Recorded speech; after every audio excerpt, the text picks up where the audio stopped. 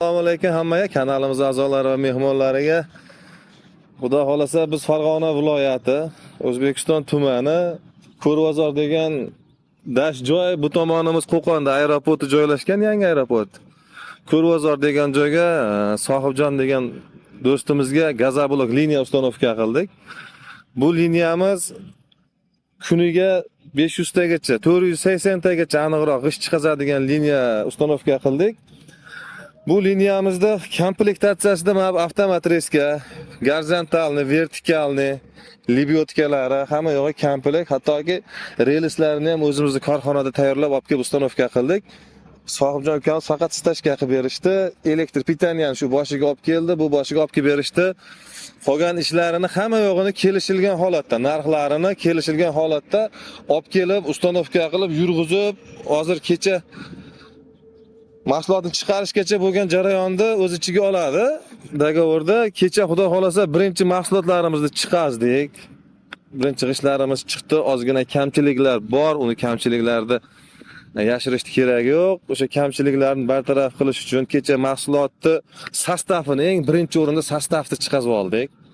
Mahsulotni retseptini chiqazib tayyor qildik. Xudo xolasa bugun ish jarayonini boshladik. Bu komplektatsiyamizda gorizontalni, vertikalni avtomat reskamiz, 20 ta paddonimiz borti bilan joylashgan. Komplektatsiyada 20 ta zapas paddoni bor. Ko'pchilik tushunmaydi. Paddon deganda mana shu holatni o'zi nazarda tutiladi mana.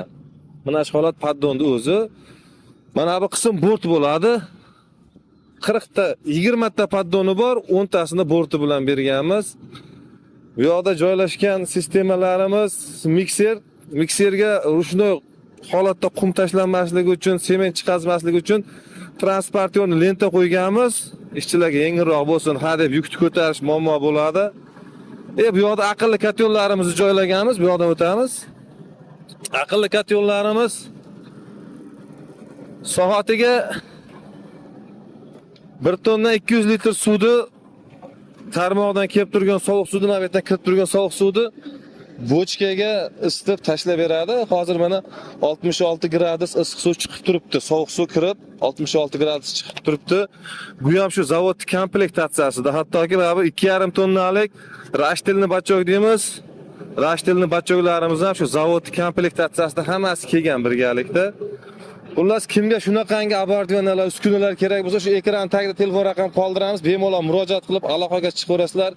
Kelishilgan holatda sizni sharoitingizga kelib chiqib imkoniyat darajasida hamma yo'l o'rganib turib, sizga qanday qulay variant bo'ladi, siz qanday xohlaysiz, shularni hammasini qo'ldan kelgancha kelishib, maslahatlashib birgalikda yurg'izib beramiz.